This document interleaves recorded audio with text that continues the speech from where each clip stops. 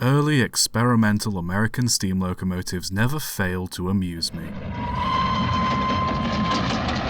As rail traction in the US was starting to develop, many people came forward with ways of improving the designs of locomotives to help increase speed, power, and overall performance. Around the late 1800s, the most common type of locomotive to be used in the United States was the typical Wild West 440 engines, as they were fast, powerful for their size, lightweight, meaning they could be easily put back on the rails in the event of a derailment, and could run over the rough, quickly laid railroads of the rapidly expanding West. In 1881, a Detroit man by the name of Eugene Fontaine decided to build an engine that would improve upon this design. He had a set of driving wheels mounted above the boiler with the tread pressing on a smaller wheel below it, fixed to a larger driving wheel touching the rails. The idea was essentially an attempt to gear up the power of the driving wheels while using the same amount of boiler pressure. The Grant Locomotive Works took interest in the idea and built 2 of them. The idea seemed okay on paper. Britain was still using single driving wheeled engines for passenger and express services, and the top wheel was essentially a way of gearing up the main driving wheel to help increase the engine's top speed. But in practice, it was about as effective as painting flames and go faster stripes onto an engine.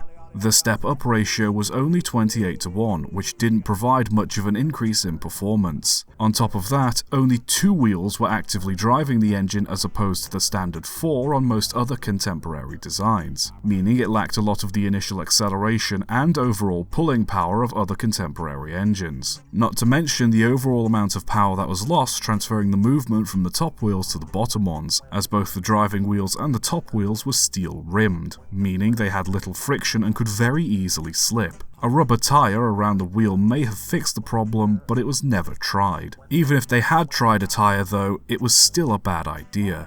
The engine was trialled on both goods and passenger work, but proved to be inferior in every respect compared to the engines already in use. After 3 years of trials and experimenting, it was eventually decided that the engines would be sent to the Rome Locomotive Works, where they were rebuilt into standard 440s and put back into service. Perhaps with a little refinement, the Fontaine engines could have been of some use, but even then, simply making the driving wheels bigger on a standard 440 would have produced a similar result as intended by Fontaine's design. While it's all well and good trying out different designs and experimenting to find more efficient solutions, sometimes the more complex and intricate solution isn't the most effective one.